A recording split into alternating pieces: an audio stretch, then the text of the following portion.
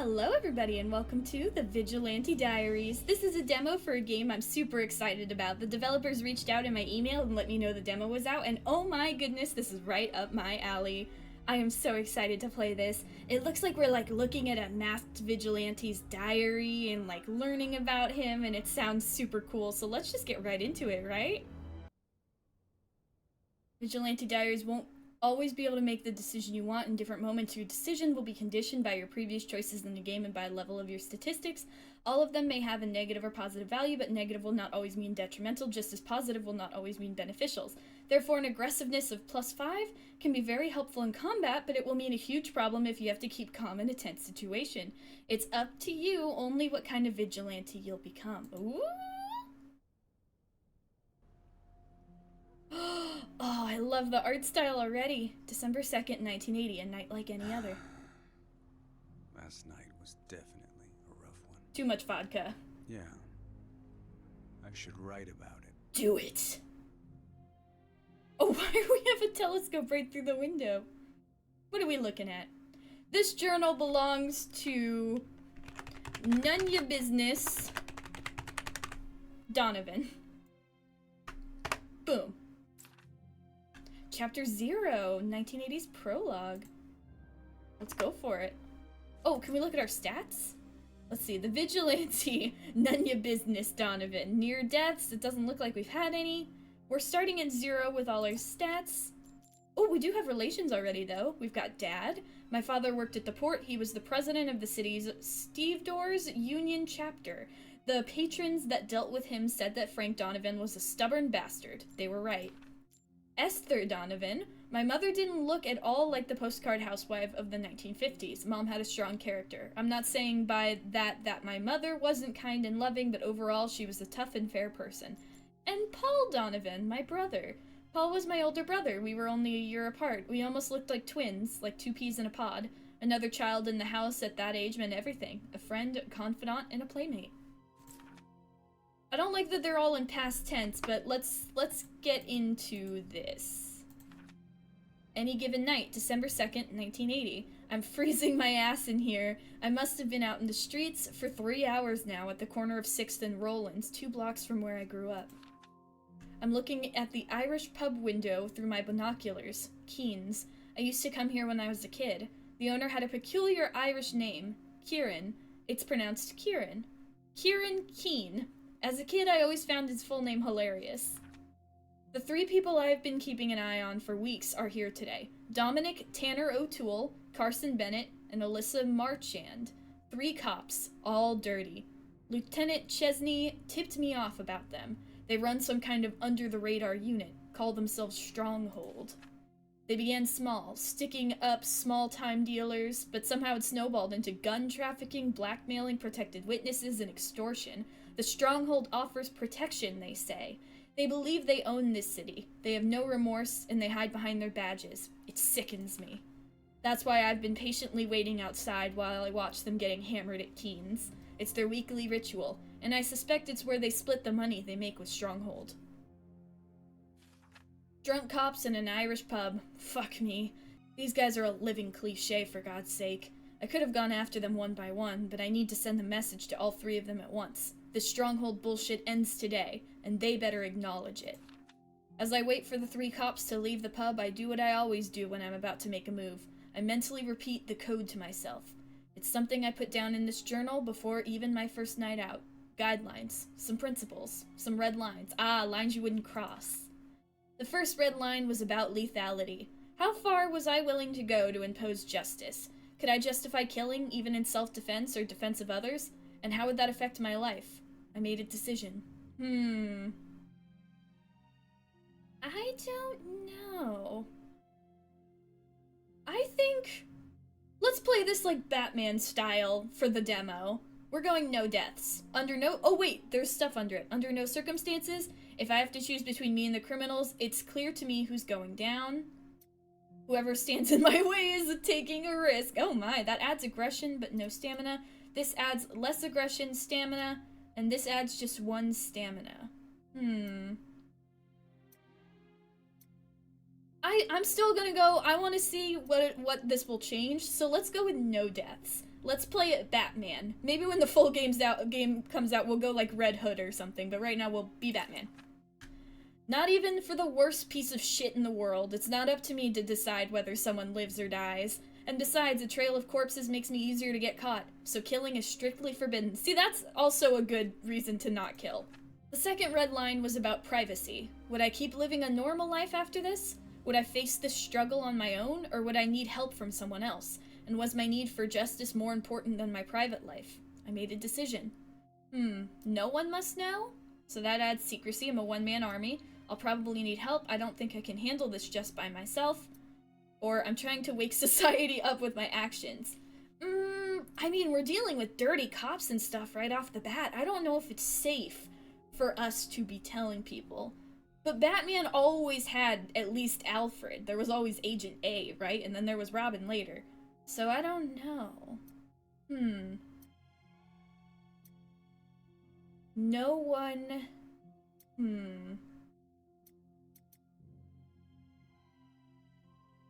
We might need help. Honestly, you know what? If we're playing this like Batman, we need an Agent A. My mission is too complicated to be carried out by one person. I need allies, honest, loyal people who believe in what I do.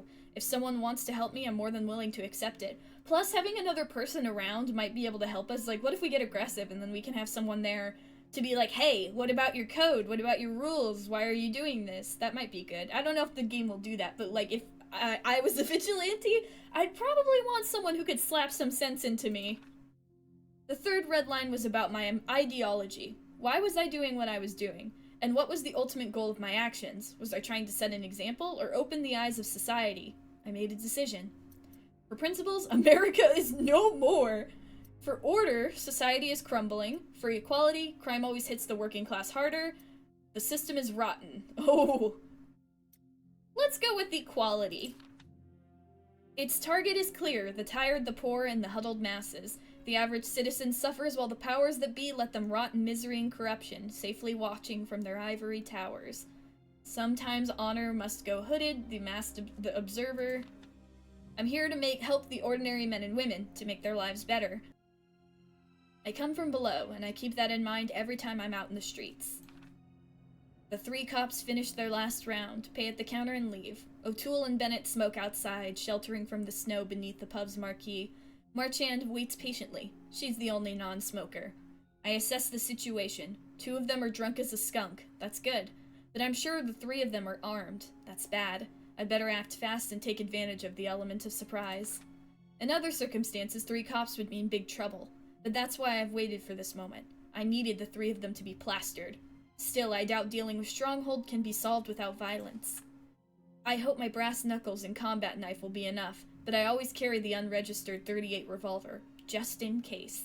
I check the cylinder to make sure it's loaded. I'm ready. O'Toole and Bennett toss their cigarette butts to the ground.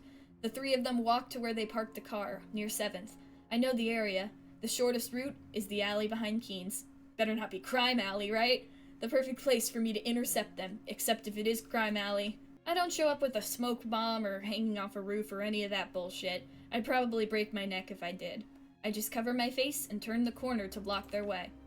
I'm not a lunatic or a madman. Those people make me sick. And I don't pretend to be America's public enemy #1. But most of all, I don't want to get caught and fried in the electric chair. That's why I don't want to be identified. That's why I cover my face with a costume mask. I chose the most eye-catching, a hood and bandana. Chose the most inconspicuous, my own custom mask, a ski mask. Chose what felt was the most effective. Let's go with a custom mask, like Batman. Ooh, that looks so much like Red Hood, though. I was going for Batman, man. I needed something custom-made, safety first and foremost, but also something distinctive. I'm no craftsman, but with time and perseverance, even the most inept can make something decent. All I needed was a field hockey mask reinforced with a metal frame covered with fiberglass and resin. I feel like that's also more safe for our head than, like, just a ski mask. I couldn't help myself making it red. I know it's a little striking, but it looks menacing. As soon as I'd made the breathing vent, I knew I'd made the right choice. This was going to be my face. Corrupt cop Carson Bennett. Bennett, the tall one, is the first to notice me. He frowns. He's not sure he sees what he's looking at. Hey, O'Toole, look. Isn't that the masked guy, asshole? He says, and he chuckles. He's really smashed. O'Toole looks me up and down, nods, and says my name. That name doesn't mean anything to me, it's just a name the press gave me. Something that would strike fear into the hearts of criminals. It doesn't mean anything to me. Red Death. That's very ironic considering we chose not to kill anyone. I'm no idiot. I never intended to go around signing what I did, but as soon as I became known, the media gave me a nickname, of course. It pisses me off. Makes me look like a lunatic. Although it could be worse if I went around using an alias like I was in one of Dad's comics. Hey you, Bennett laughs. What the fuck do you want? Marchand is silent. She's the least drunk of the three. O'Toole is the leader, Bennett is the muscle, but Marchand is the brains, no doubt. I step forward. Ah, so we can't draw our gun? Because we chose not to kill. And also we have low aggression. I wonder if despite our, what we chose, if our aggression rises, then maybe, like, it can still happen. I think that's pretty cool. Because it looks like the conditions are that. It looks like we have to have more than one? Perhaps. So we can warn them, Stronghold is over today, I'm here to send you to the hospital, all three of you. Let's initially start with the warning and see what happens. Stronghold is over today. O'Toole is the first to talk. Who the hell do you think you're talking to? You think we're afraid of some weirdo in a costume? He says as he advances towards me. He still doesn't take me seriously, but hearing Stronghold has definitely upset him. Bennett, the tall one, is still behind him. He smiles with a stupid drunk look on his face. He's fucking drunk. Marchand just looks at me. She's the one who worries me the most.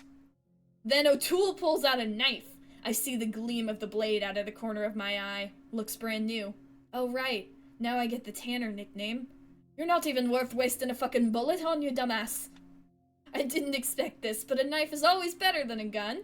They definitely don't take me seriously. That's good. I won't solve this by talking, that's for sure. I would say draw a revolver, but if we do, they for sure have 3 guns, and they're corrupt cops. I don't trust that, like, especially Marchand, who's not as drunk as the other 2, won't just straight up shoot me. So hand to hand it is. We're going Batman. The situation is complicated. These 3 aren't going to take turns fighting me like this was a kung fu movie. I won't be able to take on 3 at once. I have to select my first target carefully. Alyssa might be the easiest. He's enormous and drunk, and O'Toole has a knife. It might be the smartest to go for the knife first. Although this could give Marchand a second to act, I feel like if we run for her, she might try and get an attack of Dominic O'Toole might get an attack of opportunity on us.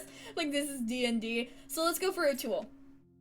He's an old cop. He's intoxicated. He's used to threatening others, to scaring people with his Tanner routine. The first time someone drew a knife on me, I wasn't even of legal age, and Ricky the Pimp was 2 heads taller than me and a few years older.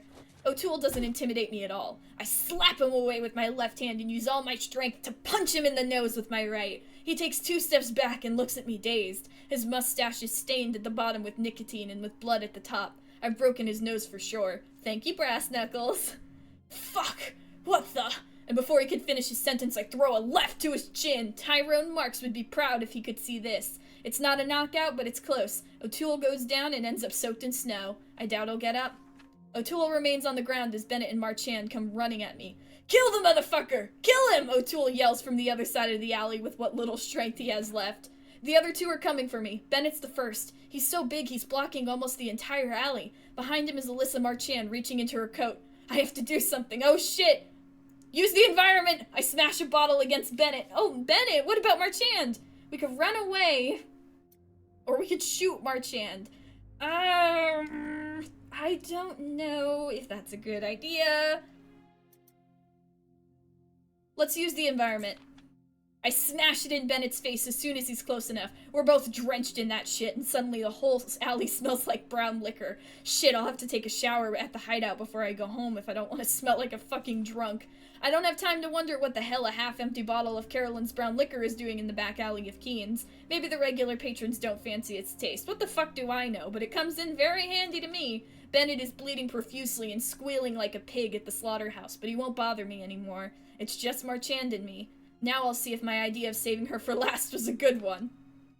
Give me a good fucking reason to not blow your fucking head off right here, Marchand shouts. I show her my revolver, to see if she thinks that's reason enough. Besides, we both know she's not in range to blow my head off. Marchand is no idiot. She's definitely the smartest of the lot. That's why her colleagues are on the ground and she's not. But she knows that she has no chance alone against me. Alright, motherfucker. You win.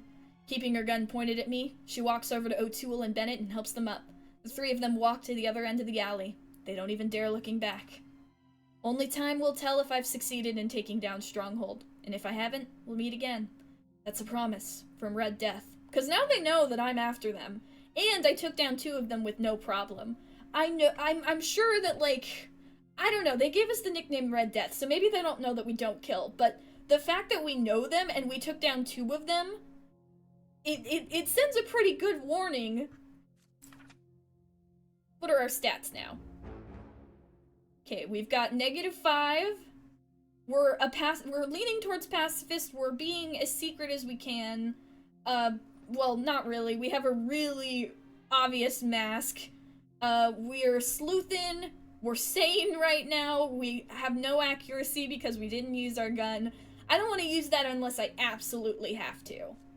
Like, if it's, like, a life or death situation, where, like, if Marchand was, like, up close and personal, and we couldn't, like, knock it out of her hand, we might have had to, but also if she was up close and personal, we probably would have been dead already. We'll see, we'll see. This was just our first, encounter. Ooh, Mass Vigilante. Mass Vigilante terrorizes city streets. You can read it. Police officers It's fine. The Observer headline, Morning Edition, next to a composite sketch. That's so spooky. Well, whoever drew it managed to get a pretty accurate description of my outfit. I've been sloppy. I gotta be more careful. How are you sloppy if you're just wearing all black? Yeah, the terrorizes thing wasn't exactly what I was expecting.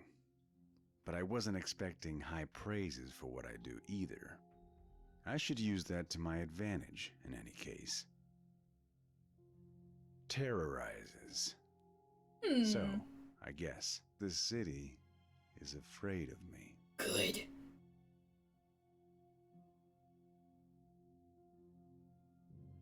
Ooh.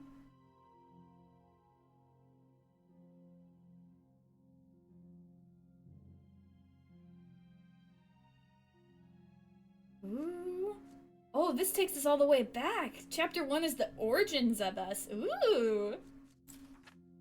Still have the same relations as before, but considering we're going all the way back, this will probably change it. I like it. So the prologue was showing us where we were, and now we go back and we see how everything is going to start. Yeah, with the newspaper thing, it's like even if we were doing good, like vigilantes are still kind of illegal, and also like it's like the same thing with like other vigilantes, especially in like comic books. Just because, like, think of Spider-Man. He deals with so much bullshit even though he's just trying to help people. So, we've got to be careful, even if we are trying to help people. But, like I said, I mean, if we're wearing all black except for a red mask, then only the red mask is really identifiable, methinks. But we do still have to be careful. So now we move on to Chapter 1, the 1958 Origins. Year 0, May 3rd, 1952. There was a sociological profile in the article. Some things were just pure bullshit. But I have to say, some of the other things were spot on. Working class citizen, an extremely reserved person, probably a war veteran, either Korea or Vietnam. Yeah, I guess that's pretty much me, but I'm not just that. I was born in 1952, years after World War II. I grew up on the stories of American soldiers liberating Europe from the Nazis. The Uncle Sam posters, the Times Square kissing picture, fighting for truth, justice, and the American way, and all of that. I guess all those glorified war stories have something to do with what I do now. Of course, then came Korea, and after that, Vietnam. Spending 13 months in Hue and Saigon probably also have something to do with what I do now in these streets. Anyway, I was born in a working class family. I wouldn't say we were poor as church mice, but we weren't exactly well-heeled either. I grew up in a hole in the wall on the third floor of 19 Monroe Avenue, at the intersection of Benson and 10th. But it could have been anywhere. All working class neighborhoods were similar back then. Men coming home with sore backs after an endless day of work, women keeping order in a tiny 600 square feet apartment full of children, where there was never any silence, children wearing hand-me-downs from their older siblings, tobacco smoke filling the living rooms, a black and white television set in some houses, a radio in all of them, electric radiators in winter, children cooling off with fire hydrants in summer, peanut butter sandwiches in McKinley Park, what was considered a happy childhood in the 1950s. My dad worked at the docks, another working-class hero. As far as I can tell, and despite having hardly any education, he was a well-read guy, beyond the Western dime novels, I mean. He even read Steinbeck when he was in France during the war. I guess the Grapes of Wrath had a lot to do with him being president of the city's stevedores union chapter. If you have a problem with your boss, talk to Frank Donovan, they used to say.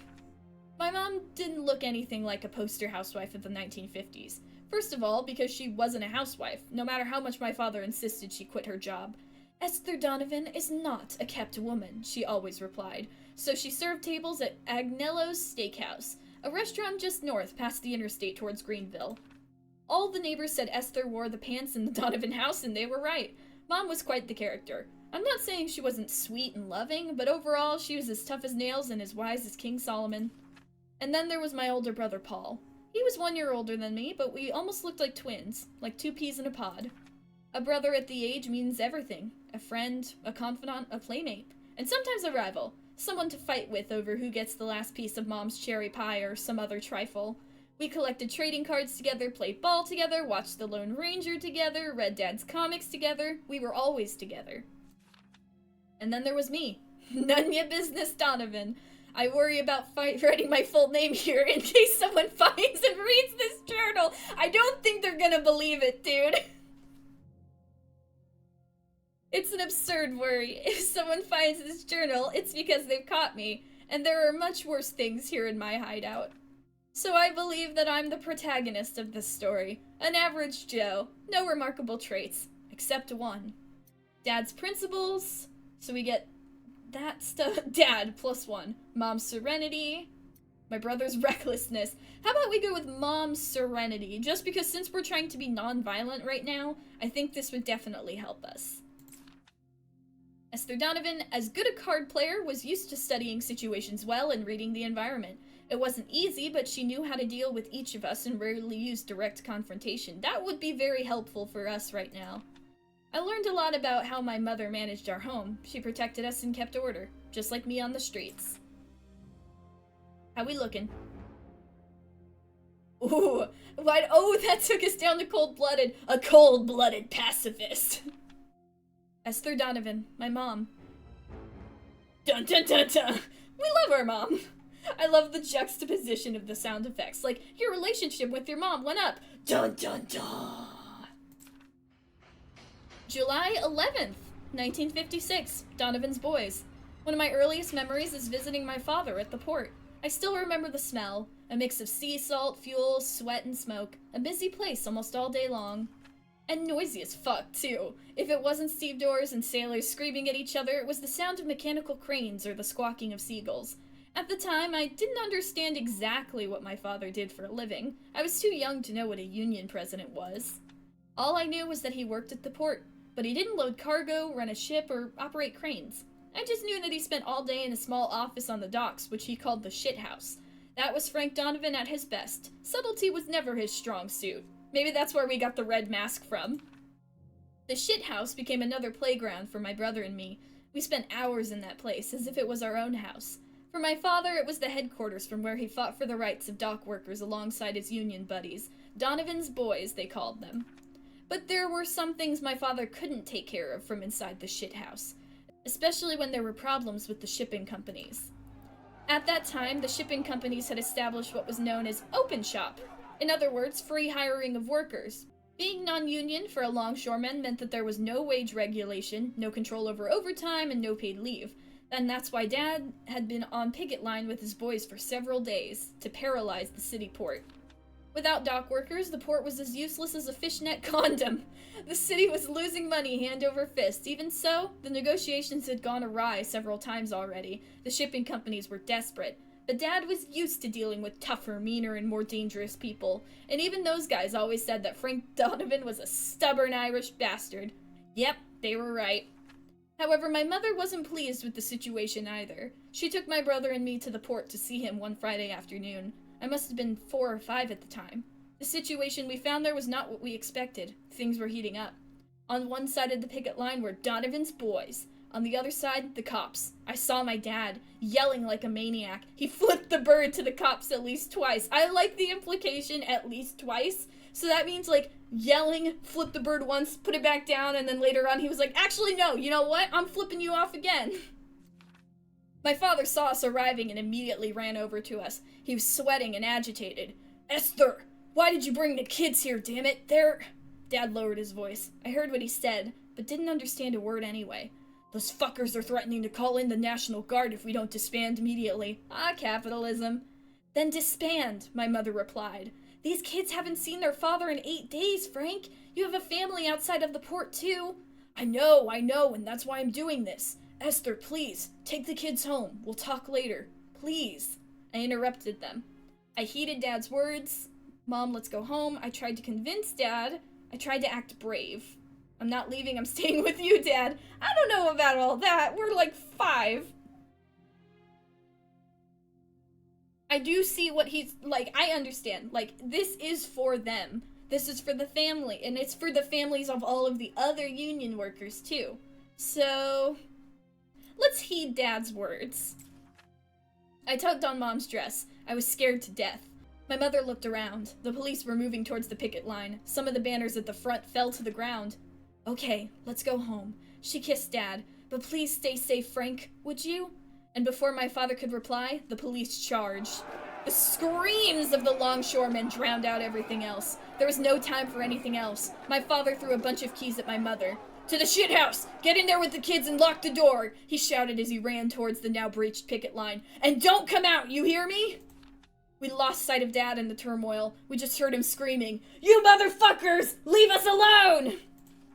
As young as my brother and I were, we couldn't take our eyes off the scene. The police handled out thwacks left and right without mercy. Blows to the legs, to the arms, to the head, or directly to the face. It was brutal. Donovan boys ran with their faces covered in blood. Oh my god, thinking about this and thinking about the fact that the first people we look at in the prologue are corrupt cops. I like it, I like it. I like the connection. A group of them fought back. They set fire to some of the machinery pieces and a huge column of black smoke emerged in the middle of the dock. The whole city was going to know what had happened on the pier, and not just from the newspapers. When things calmed down, almost an hour after the incident, we left the shithouse. We walked along the port. It had been razed from top to bottom. A police officer looked at us on our way out. He seemed so surprised to see a woman with 2 children that he didn't even question us. He just let us go. My father returned home at midnight. A Lincoln Continental brought him. The driver was a guy with a tiny mustache. The one in the front passenger seat, a guy with curly black hair and olive skin, took him to the door and shook his hand. I noticed Dad was visibly uncomfortable. He went inside and my brother and I hugged him as soon as he walked through the door. My mother did not. She just looked at him from the kitchen with a stern face and asked who he was with. Just a friend. And with that, my father settled it. We never spoke about the dock incident again. Interesting. So, what happened? I wonder. It doesn't sound like it was good. He looked uncomfortable, so maybe he made a deal? Or maybe, I don't know, maybe he just like, I don't know. Interesting though, but I also think this is very good for our poor character. This guy, none your business, he definitely, like, I could see why we're trying to not be aggro, especially seeing that so young. My dad, we've got a good relationship with him. And by good relationship, I mean one. Dun dun dun dun! Ooh, June 2nd, 1957, trading cards. My brother was a baseball nut. He never took off his Red Sox cap that Uncle Doug had brought him back from Boston. He even had a bat signed by Sandy Koufax. I must admit I didn't care much about baseball, except for the trading cards. I loved them. Our collection was amazing. We had all the stars of the era. Al Colleen, Whitney Ford, Ray Boone, Mickey Mantle. Some Sunday afternoons, we would go to McKinley Park after church to trade leftover cards with the other kids.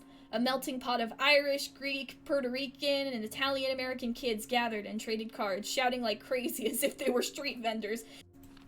Usually we all respected the rules of the game. From time to time, you could find a clueless kid who didn't know what his Roy Campanello card was worth, but that was considered fair game. But there were others who didn't respect the rules, like Tiny Theo. His name was Theodoros Macropolis, but someone had given him that nickname because the kid was fucking huge, almost twice as big as the rest of the kids, both tall and wide. Tiny Theo was a shady character. We knew that because Paul had some bad experience with him. Every time someone did business with Tiny Theo, they learned a valuable lesson. Paul hated his guts. That's why we never traded cards with him. Tiny Theo was just a nuisance that most of us traders avoided, but not all the kids who came to McKinley Park on Sundays knew him. This time it was Luis Aguirre's turn. He was one of the youngest kids there, not even 6 years old, but Tiny Theo didn't care about that. We saw Tiny Theo take a large deck from Luis's hands in exchange for a single card. Unless it was a limited edition signed by Babe Ruth himself, that was foul play. Tiny Theo was walking away from Luis. The poor kid didn't even flinch. He still didn't quite get what had just happened with his deck. And then, without a word, Paul headed straight for Tiny Theo. I asked him what the hell he was doing. "I'm gonna get the kid's deck back, damn it!" I told him to help Luis. Why don't we, or told him to stay out of it. It's not our problem. Hell no! But we can't join our brother because we have low aggression. Why don't we just give some of our spare cards to that poor kid? And Paul, we won't be able to beat Tiny Theo in a fight, and we both know it. I spoke slowly, waiting patiently while Tiny Theo was walking away. Just look at that poor kid, man. Luis Aguirre was now just realizing what had happened to him. We were seconds away from him bursting into tears. My brother thought about it for a second. While it's true that he wanted to teach Tiny Theo a lesson more than anything, he also felt really sorry for Luis Aguirre. "Yeah, you're right," he grunted, accepting the harsh truth. "Let's give some cards to Luis, but only spares, okay?" We waited until we lost sight of Tiny Theo. We called over to Luis, who came up to us with the blank stare of an abandoned puppy. Oh, poor Luis. Paul handed him a pack of spare cards we had, and Luis's face lit up. "Oh, thank you so much!" And then he left, smiling from ear to ear. Paul looked at me. I knew for a fact that he was mad about not beating Tiny Theo, but he felt good about helping the poor kid. "You're a good guy, none your business. Let's go home, come on." If I'm a good guy, then why did our parents name you Paul and me none your business? Okay, our sleuthing went up. We probably should get a little more aggro just so we can actually do stuff like that, but I don't know how many opportunities we'll have to do that. Ooh! May 23rd, 1958. Playing in the big league. My mother loved to play cards. Twice a month on Saturday nights when she was free at Agnella's, she would set up a game at home. That night, as we finished dinner, my mother spoke to me as we did the dishes. "None your business. Are you up for a game tonight?" It was the first time my mother had offered to play cards with me. I thought it was an exciting challenge, something for grown-ups, so I said yes without hesitation. "But I'm warning you, this is the big league," she said as she finished placing the plates on the dish rack. "Don't expect any special treatment just because you're the youngest, understood?"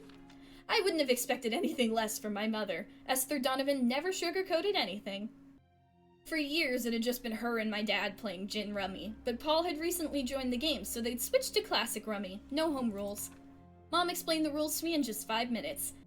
You have to match sets of 3 or more cards, either 3 of a kind or straights of the same suit, like this. She spread out a 4, a 5, and a 6 of spades on the table.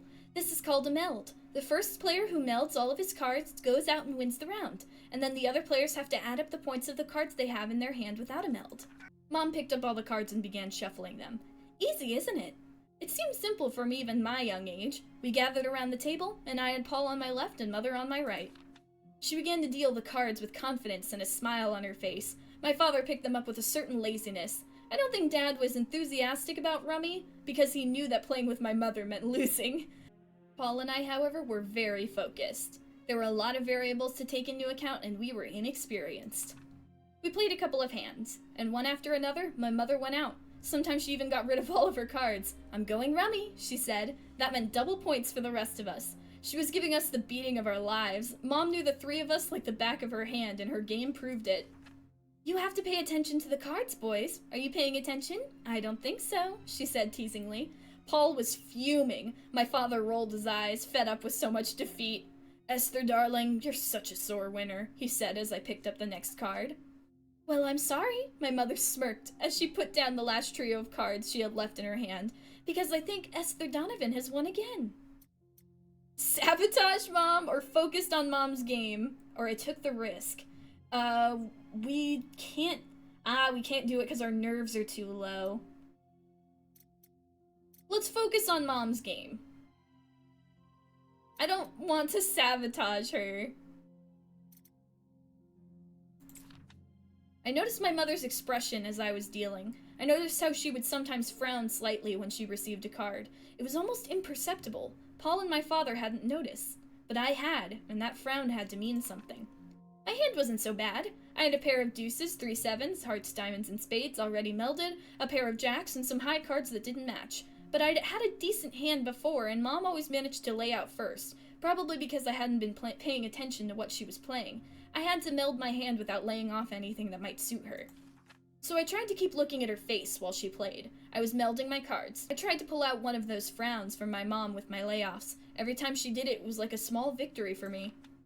The game went on until Paul announced what seemed like the greatest accomplishment of his short life. I'm going out! Yes! Finally! Considering where we were coming from, that wasn't so bad.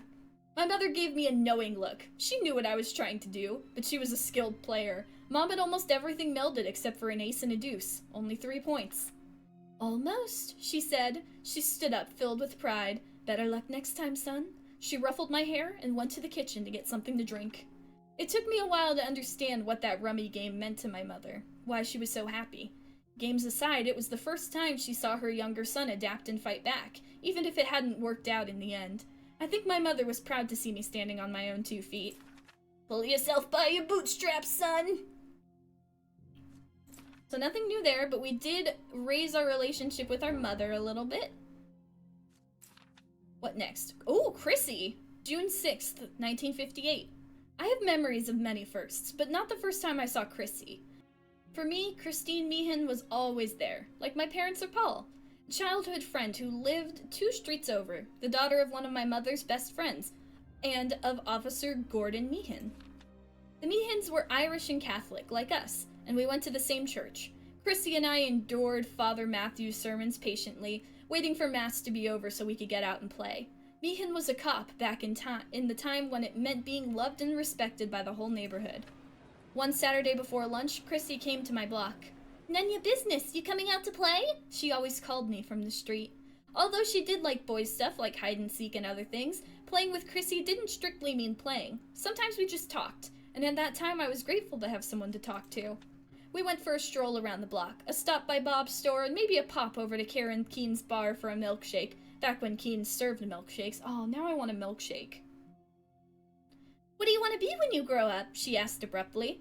I replied that I wanted to be anything but a longshoreman. Although some years had passed, the dock episode was still in my head. I'm going to be a police officer, like my dad, she said proudly. But I didn't picture her as a cop, and I told her. They're evil. They're evil. You're too smart to be a cop. You can't. Girls can't be cops? Oh my god. Okay, I don't want to say cops are bad people, specifically because her dad is a cop, and also she's not going to take that well. This one is just sexist. I know we're a child, but still. I like this one, because it raises our friendship, and it doesn't take anything away from us. So yeah, let's go with, you're too smart to be a cop. I said it as if it were an obvious statement. What do you mean? Chrissy looked at me intrigued. Chrissy was the most intelligent person I know. Her grades were superb. I told her that she was worth much more. To be a judge, a scientist, cure a disease, and send rockets into space. She was destined to do something important. I even thought Chrissy had the potential to be the first female president of the United States, but any dork could be a cop. That's not true. My father's smart. She still didn't get what I wanted to tell her. I've never been good with words, and the limited vocabulary of an 8-year-old didn't help me either. I tried to explain that it was true that Officer Meehan was no idiot, but he wasn't like Chrissy. People like Meehan, my dad, or me were streetwise. We read the circumstances. We dodged problems. Chrissy, however, was the kind of person who solved problems. She was analytical, thoughtful, sharp-tongued. Obviously, I didn't know any of these words at that age, but I think I managed to get through to her somehow. Well, Chrissy shrugged, I'm going to be a problem-solving police officer, whatever that means. We returned home after the walk. We said goodbye at her building's doorway, which was a couple blocks before mine. Before going in, she stared at me for a few moments with a smile on her face. You're very strange, none your business, but I like you. And then she kissed my cheek. Oh my god! At 8 years old? Oh my god! That basically means that that's my girlfriend now, right? That's how it is when you're a kid. But as we know, when you're a kid, you can also lose your girlfriend super fast. When I was in 2nd grade, I broke up with a kid because I thought they took my pencil. They did not, but it was a rough relationship. When they take your favorite pencil, there's no coming back from that. Okay, we got nothing on that one, even though we could have. For me, Christine Meehan was always there, a playmate who lived 2 streets over, the daughter of one of my mother's best friends, and Officer Gordon Meehan, and we have one relationship with her, and a kiss on the cheek. September 30th, 1959, playing chopsticks. The weekend went by quickly until Sunday mornings. The biggest culprit was Father Matthew's sermons in church. Paul and I hated Mass, but we didn't dare to complain in front of Mom. She was devout. When I was little, Mass was daily. Now we barely comply with our obligations to the Lord. The way she put it, going to church sounded like some sort of heavenly tax to be paid. Martin Luther would have a thing to say about that. Yet my mother had a sweet and gentle view of religion. She spoke to us of a God who was infinitely good, who cared about us, who loved and protected us. Mom's God meant love. Father Matthew's God had nothing to do with that. My brother always said that Father Matthew reminded him of the evil giant in Jack and the Beanstalk. He was a huge fella, almost 6 feet tall. The echo of his throaty voice resonated in the church as he delivered his tightly focused sermons on angels with flaming swords, Aziraphale, painful sacrifices, divine punishment. His personal favorite was fire and brimstone falling on Sodom. Not even God couldn't find 10 righteous people in that city, he yelled. The guy was enamored with the Old Testament. Both Paul and me hated Mass, but for different reasons. Paul was just bored, but I was terrified of Father Matthew's God. Underneath his weekly sermons about evil, righteousness, and justice, there was an idea that probably defined his personality. Father Matthew believed we were all God's soldiers, and life was a never-ending battle of good against evil. One Sunday, Paul told me he had learned a game for 2 in school. A game played with your fingers only. Chopsticks, it was called. It was quite fun, and perfect for Mass. We followed the routine along with the rest of the churchgoers. We stood up, sat down, knelt, recited, and gave each other a sign of peace, but I was always looking at how many fingers were extended on Paul's hand. We were so focused on the game that neither of us noticed Father Matthew's shooting glance. It was more than enough for him. Mass went by in the blink of an eye. That rhymed. My brother won 3-2. I admitted defeat, but I also pointed out that he'd had more practice than me. Our parents stopped to talk with a group of neighbors at the church gate. Another Sunday morning ritual. That is something else that is also painful for kids. You know, like when you go to a store and your mom notices someone that she knows and then you're like, oh, I'm gonna be here for the next 20 minutes. One of them, an old lady, pinched my cheek and said, Look at you, done your business. How much you've grown. Do you know who I am? I shrugged. Of course I didn't know who the old hag was. As we waited for our parents to finish talking with the unnamed old lady and her group, we saw Father Matthew approaching us. Hello, Frank. Esther. How's everything? Father Matthew put his hand on my shoulder and Paul's while speaking. May I talk with the boys in private? It'll only be a second. A priest in the 1960s represented the highest authority for a Catholic family. Many parents left their children in the care of the priest without a moment's hesitation. There's no need to say how much trauma and suffering this blind trust caused. Fortunately for Paul and me, Father Matthew was not that kind of priest. But unfortunately for Paul and me, Father Matthew wasn't like Spencer Tracy's Father Flanagan in Boys Town either. He took us to the vestry, next to the church. Paul and I followed him, terrified and silent, dealing with the unpleasant feeling in our guts, that mixture of shame for misbehaving and fear of retaliation. Most of all, the fear of retaliation. As we entered, he led us to a small classroom. We knew it placed from our CCD classes. Paul and I followed, and since he did not signal us to sit down, we just stood. Father Matthew closed the door after us and stood in front of the wooden teacher's table. Do you know why you're here, boys? He asked. His deep, stern voice echoed in the silence of the vestry. Did you really think I wouldn't notice? That I would let you play games in God's house? The church deserves all your respect and all your attention, even more than your own home, and Mass is one of the... Father Matthew stopped abruptly.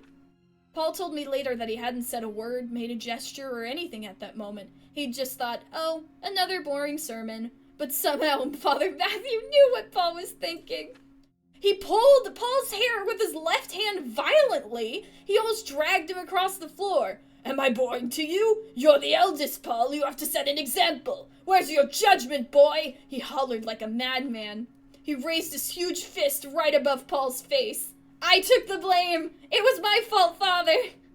He held his hand in the spot and turned his head to me. He let go of my brother. I told him that if he had to punish someone, it had to be me. I said that I learned the new game at school and that it was a lot of fun, and that I wanted to show it to Paul, that I wanted to impress my older brother, but it was not my intention to disrespect him.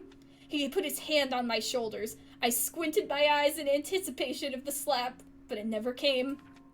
You've shown courage, and you've shown sincerity, none your business. But most of all, you've shown fairness, and that's what matters most. You may go, boys. Don't you ever think of fooling around in church again, okay? We nodded. A hair pulling was more than favorable balance, considering how it might have turned out. He was gonna slap a child! Why did you say that? Paul asked me. I shrugged. It was something I often did when I didn't know what to say. I just felt like doing it. It was stupid, he said as we walked back. But you saved my ass. I love you, little brother. Aww. Our sleuthiness went up. And our relationship with Paul. I'm glad we hadn't had anything for him up until that point.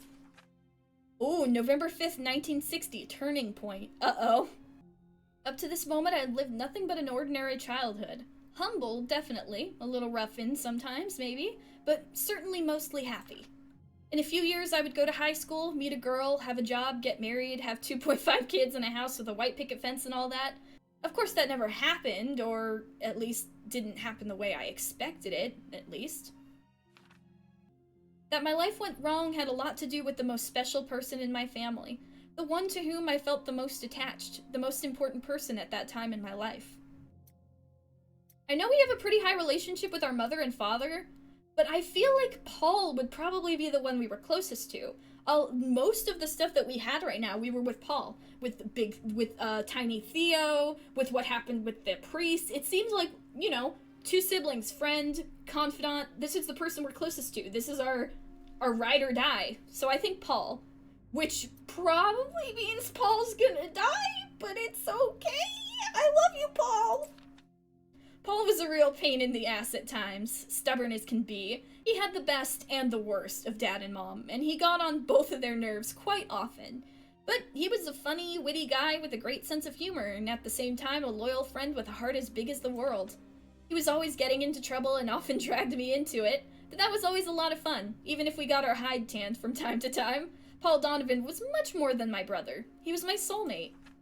That's why his kidnapping tore me apart! I remember that day like it was yesterday. We lived about 10 minutes from school. We always walked back home. But that day, Mom couldn't pick us up from school. She had to work an extra afternoon shift at Agnello's. She told us to wait for Beatrice Molinaro, the lady who lived in the 4th floor of our building, to pick us up. Time passed, almost an hour, and then Paul stood up. I'm tired of waiting. Let's go home, man, he said, and started walking towards the intersection of 6th and Franklin. He stepped out the door of the school gate, and a few raindrops began to fall. Paul put on his Red Sox cap. I tried to convince Paul, keep waiting, go with Paul. No, let's convince him. Mom told us to wait. Damn, why do we have to wait for Mrs. Molinaro for a 10-minute walk? I'm leaving now. And without another word, he began walking. The rain was falling hard. Paul! Paul, wait, damn it! I tried to stop him, but I knew how stubborn Paul was. He was tired of waiting, and I wasn't going to stop him, no matter what I said. I'm not catching a cold because of you, jerk, I said as Paul took off and the rain picked up. He flipped me the bird. I'll see you at home, none your business. And I waited. Mrs. Molinaro arrived almost half an hour after. After she found me alone and I told her that Paul had left on his own, she flew into a rage. She scolded me until it brought tears to my eyes. She drove me back home where I expected to meet Paul, but Paul never came home. It wasn't her fault, which should have been a 10-minute drive from Tuscarora Shoe Factory, where Mrs. Molinaro worked, had turned into an almost hour-long traffic jam. Working class problems, I guess. It wasn't your fault either, dude! Days passed. Officer Meehan, Chrissy's father, came to talk with us. I told him about the wheel tracks, that someone had to have taken my brother, that it had to be by force because they would have never taken off his Red Sox cap. Meehan had a lot to do with the police skipping the typical assumption sometimes kids run away from home. Thanks to him, Paul was considered an abduction from the start. Weeks passed. My brother's picture was plastered on milk cartons and taped to street lamps and telephone poles. We lived without living. From time to time we received a call. Someone thought they'd seen Paul somewhere. Sometimes I was mistaken for him. Whether the called out of good intentions or opportunism, none of the calls came to anything. Months passed. People forgot about little Paul Donovan. His face on the milk cartons and street lamps was replaced by another child. It angered me at the time, but what can you expect from a country where more than 500,000 people disappear every year? However, the neighborhood continued to talk about it. Even Sal Marquisio, the honest export/import businessman, offered help to my family with the search. "We had our differences, Frank," he said to my father, "but if this happened to John or Andrea, I don't know what I'd do. Tell me how to help and I will." I was surprised that a mafioso that's what I assumed. I didn't think it would actually happen. Is that the guy who our father shook hands with? Did he make a deal with the mob?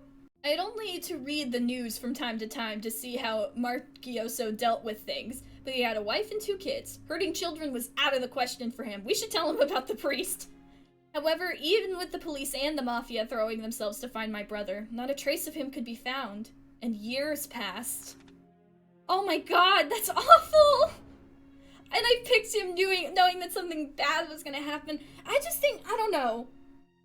Is it bad to say that him just dying is better than this? I don't know, because, like, he still could have died right away, but knowing that he's gone and not knowing what's happening to him, I feel like that's even, like, worse. To not know what's happening, to never know for years and years at a time, just guessing and wondering and hoping by some slim chance that maybe your brother's alive. Oh my god. I'm sad now. I did it to myself.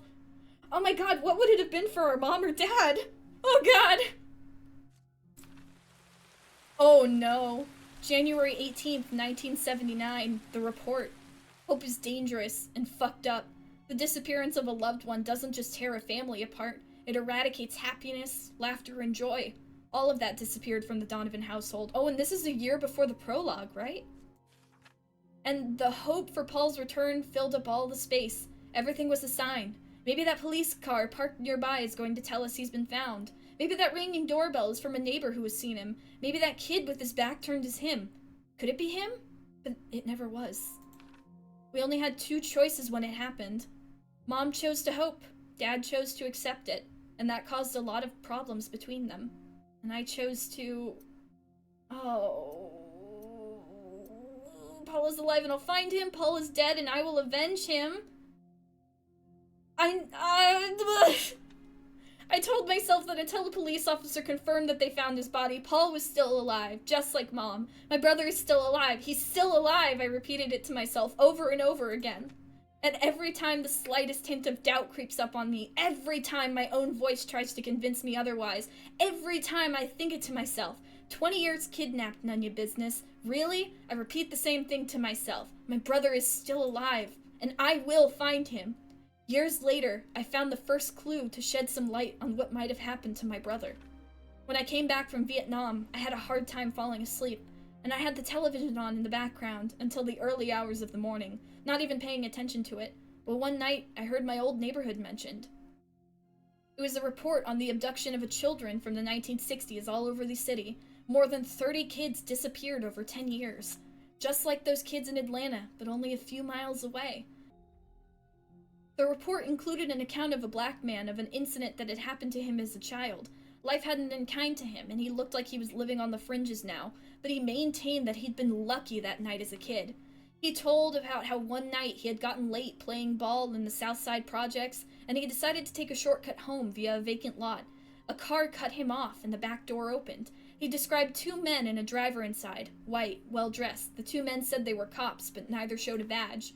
But the boy didn't trust cops. He was scared and took off at full speed in the opposite direction. The car tried to back up, but he finally lost them. He went to the police, the real police, but they didn't listen. Nobody cares about a black kid from the projects in this fucking city. The report ended, and I wrote down the guy's name. Kyle Michael Payton. I'm actually looking for him. Maybe he knows something else, and I know I'll find him. Oh my god! That many kids, and one of them's our brother. Oh no. November 27th, 1960. Empty rooms. Days go by slowly when something like this happens in a family, and after the storm passes, you're left with the hardest part, living with routine. And in most cases, you have to do it without anyone's help. Because nobody knows how to deal with it, and nobody wants to talk about it. And this is the 60s, too, so it's not like you can be like, hey, I'm sad. Can we talk about that? Friends and acquaintances avoid tragedy like the plague, and I don't blame them. People don't know how to respond to loss, especially when it's a traumatic loss. There are 1,000 platitudes for when someone dies of old age. He lived a good life, everyone's time comes, that kind of shit. But there are no platitudes for when something like this happens to your brother. You simply try to get used to the silent movie your life has become. A reality plagued by uncomfortable silences, by topics that are never talked about, by routines in which that person doesn't exist, and with empty rooms. I entered the room I shared with Paul. Oh no. I was still sleeping there, but I'd never taken the time to look at his things. I stared at the top bunk. I slept in the bottom bunk and never liked it. But I didn't take the top one because I hoped Paul would come back. I looked at Paul's things. A bat signed by Sandy Koufax, the trading card collection we'd gotten dodging Tiny Theo at McKinley Park, and his Red Sox cap. I'd not been able to remove all the mud. I washed it at least 6 times and the mud stain was still there. That fucking mud stain. I tried to wipe it off with my fingers for the umpteenth time, and I couldn't. I couldn't wipe the stain. Couldn't stop him from going in the rain. Couldn't reach him. I hadn't been fast enough. I couldn't save him. It was hard for me to understand at that time that it would have made any difference, that if I'd been with him, we would have both vanished in that car. I dropped the cap and burst into tears. I took a breath for a few seconds. I wiped away my tears, and I looked at my reflection in the mirror.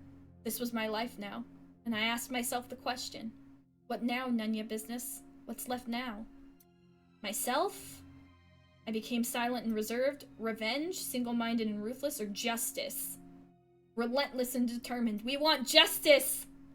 Some of my relatives said that my reaction had been stoic, unusual for a kid my age, but I knew that this was just a sign that the system was flawed, that there were bad people out there.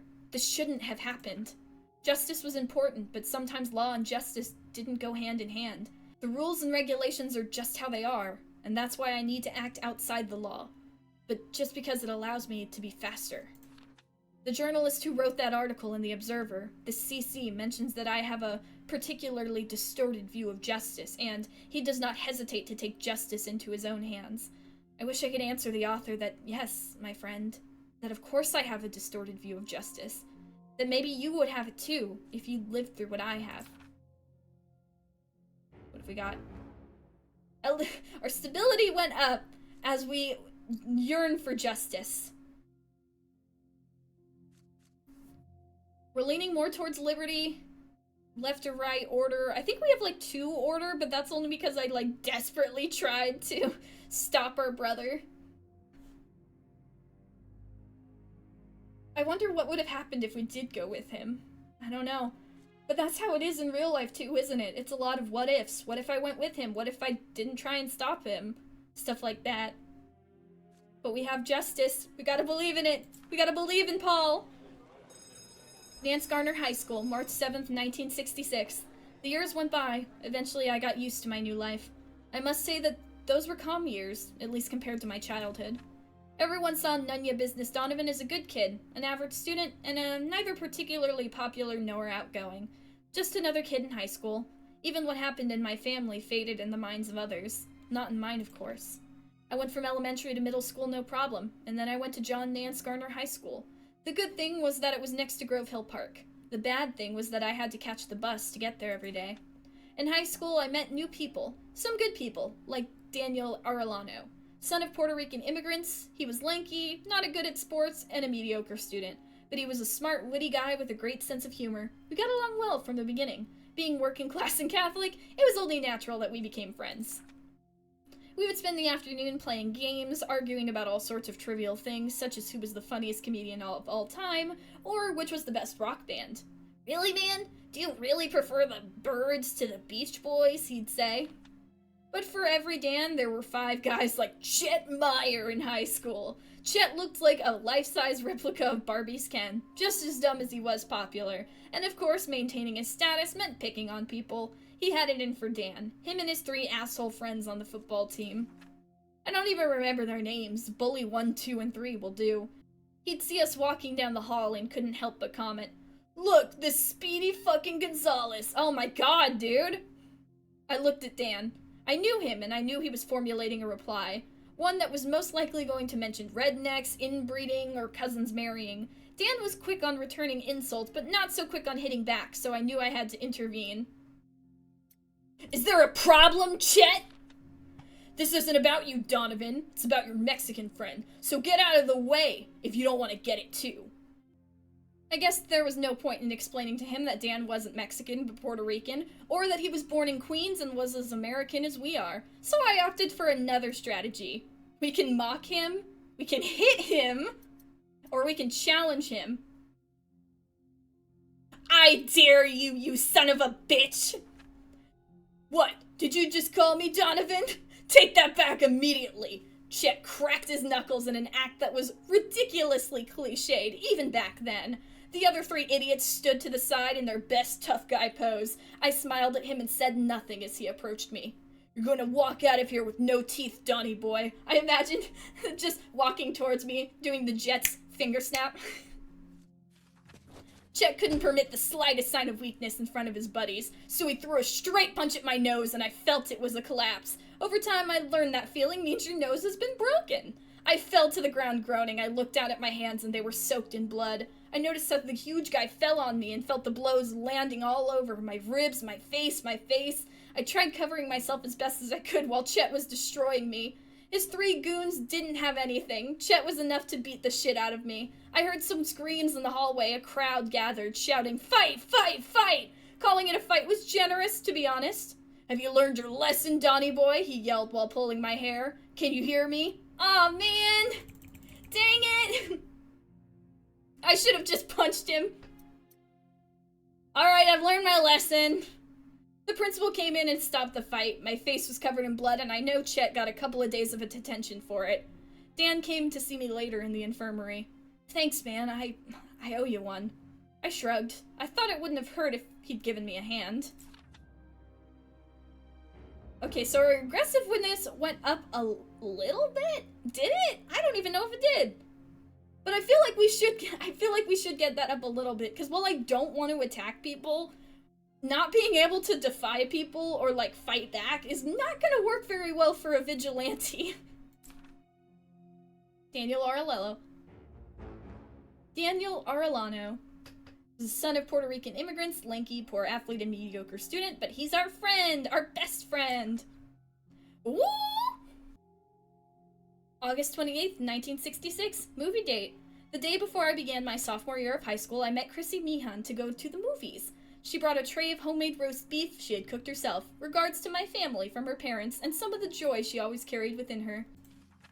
It was a high noon re-release. She'd been urging me to see it for days now. "Let's go for a walk, and I'll take you to the movies. I know you're gonna love it, but popcorn and drinks are on you. Deal?"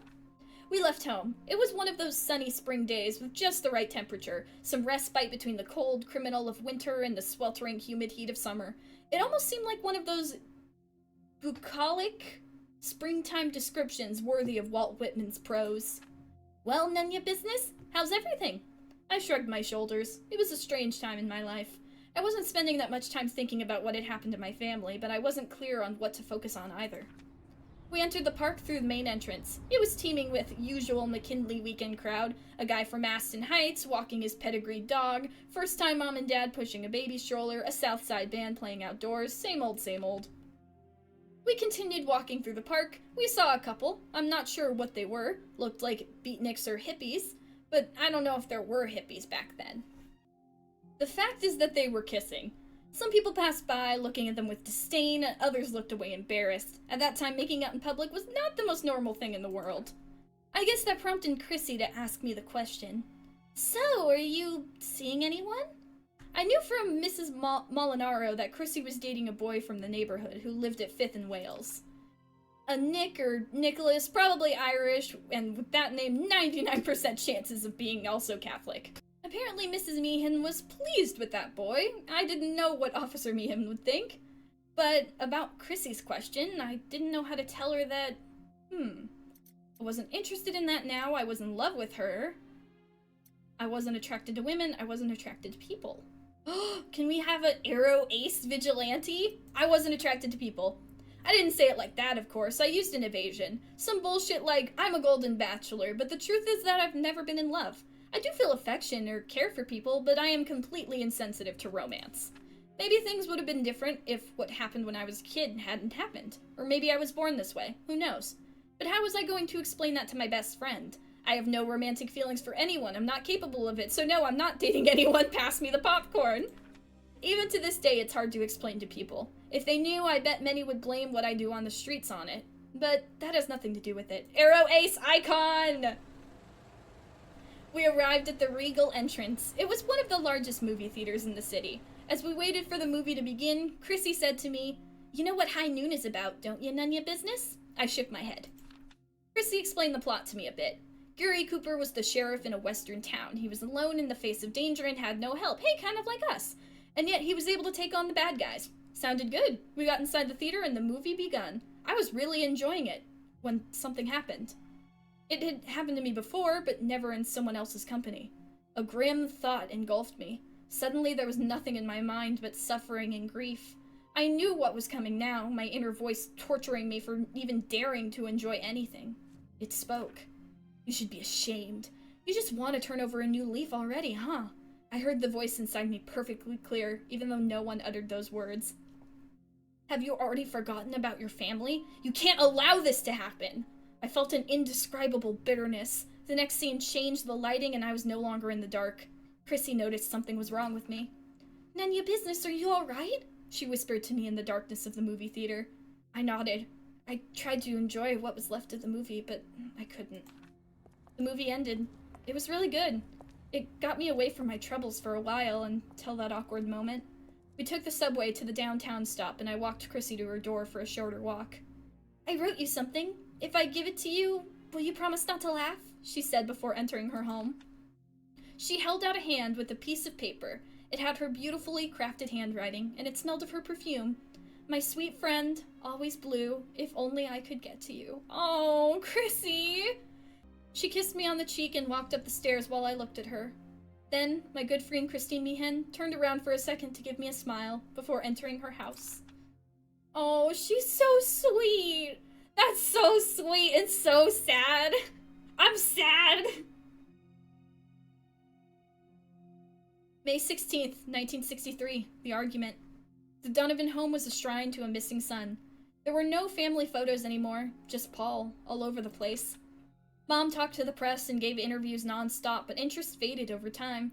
For them, Paul was just another missing child. She left her job at Agnello's. Now she only went out to go to church, daily. She was finally complying with her obligations to the Lord. From church to home and from home to church, that was her routine, more and more sullen. Meanwhile, my parents' marriage was going down the drain. I wouldn't say they had an easy marriage, but at least they were happy together. With Paul gone, all that had vanished. It seemed like Mom couldn't stand Dad, nor his constant attempts to cheer her up. With me, she was cold and distant, as if I didn't even exist. But it wasn't only us. She'd been flagellating herself so much she had to find other people to blame. First, Mrs. Molinaro for not picking us up on time. Then it was Joe Agnello's turn for scheduling her for the late day afternoon shift that day. It was like she needed it. Dinner was always particularly awkward. What used to be family time became time in front of the TV. Another disappearance, another child, in this case near Burnley, by the bridge. Dad rushed to change the channel, but my mother stopped him. "No, I want to hear what they say. Perhaps there's some information that will help us find Paul."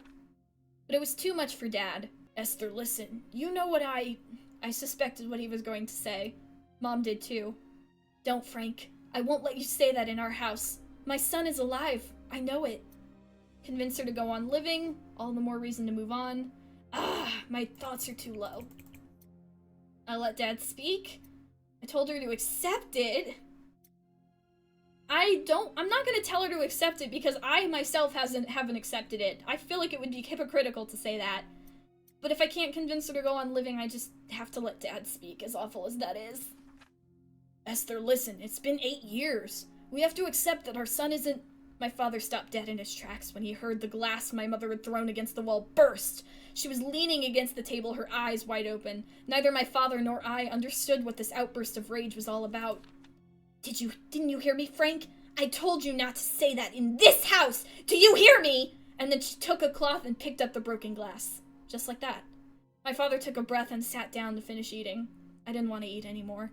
I cleared my plate, left it in the sink, and went to my room. After a while, my father came in. He sat down next to me and hugged me. Your mother's not well, son. We have to give her more time. She'll be herself again. You'll see.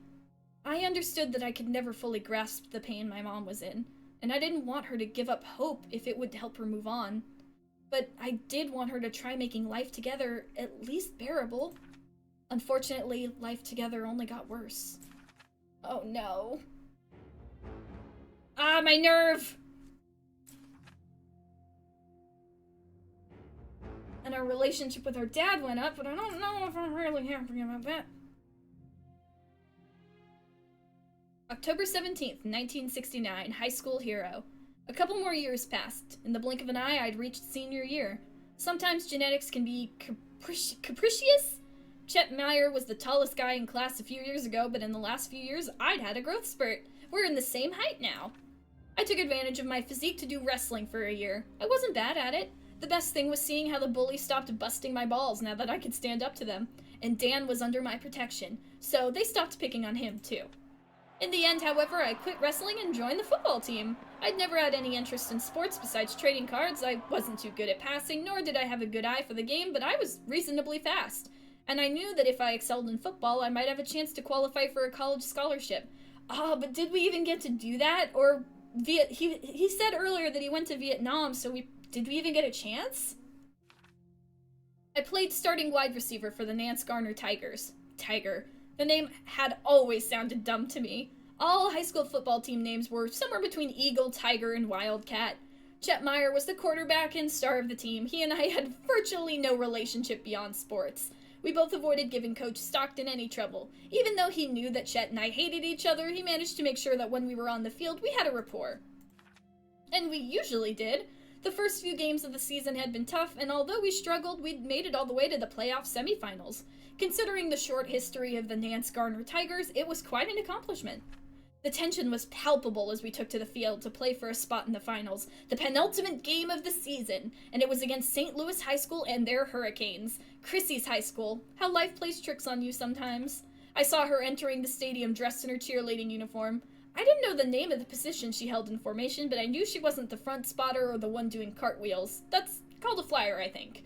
Anyway, we didn't pay much attention to each other. We both had our minds on other things, and we were on different teams. Forget the kiss on the cheek. You are maybe my bestie. You may have written me a cool poem, but on the field we are enemies.